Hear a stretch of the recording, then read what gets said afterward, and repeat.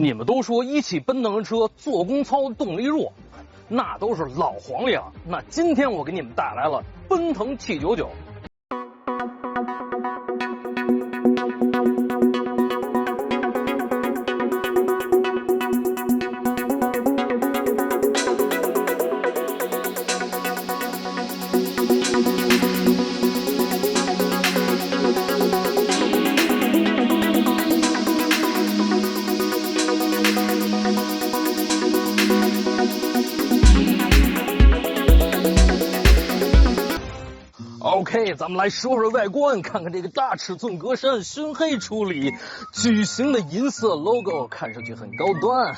来看这个大灯，不再是原来那眯眯眼，而是布灵布灵闪闪闪。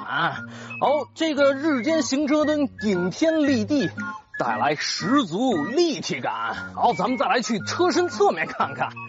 整车形面雕塑质感，性感的腰线，大尺寸轮圈。就是这个车身高度有点矮。你说你一个中大型 SUV 为什么配一个紧凑级 SUV 的高度呢？遗憾。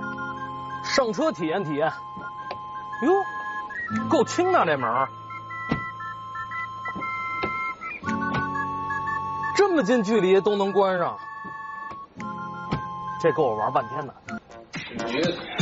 小鸭王，先能翻倍，小鸟不得让，凤凰翻倍。来这么高，做工可以啊。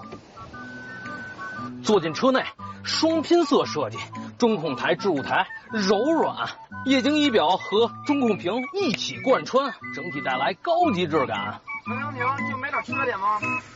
翻翻。塑料质感，迷之回弹，你怎么看？后排空间够宽，座椅柔软。视觉效果剧院式体验，配合环绕式音响，震撼。这台车 2.0T 发动机，165千瓦，340牛米。咱们看看它的提速表现。哇，走了！哇，凶悍凶悍！这个消调声是我喜欢的。哈哈。好，咱们再来说说它的方向盘呢，很轻盈。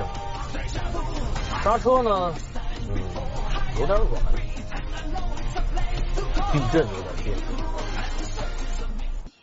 奔腾 T99 呢，在做工方面虽然有着遗憾，但是呢，确实有着质的飞跃，而且呢，它的动力性能不再是它的短板。作为一款13万到18万之间的中大型 SUV， 它确实带来了越级的豪华质感。